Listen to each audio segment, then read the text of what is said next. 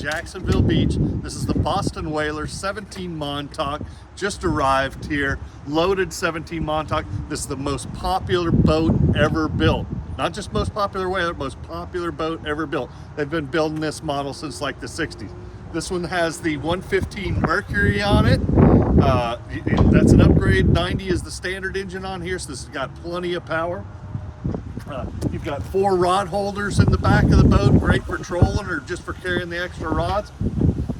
This one has the optional livewell under the captain's chair. The Simrad GPS multifunction display, fish finder built in right there as well too.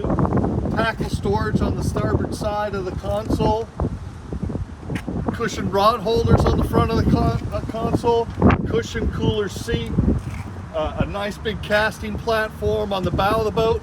This particular one, we got the low profile rails on the front of it, and it's pre-wired for a trolling motor, so it'd be really easy to set this boat up for to put a trolling motor on it. It's packaged with a trailer, so it's ready to go when you leave here with it. Just put your cooler on with your favorite drinks on there, put your rods and reels, and you're ready to go. This boat's at MarineMax in Jacksonville Beach. Give us a call today for a test ride.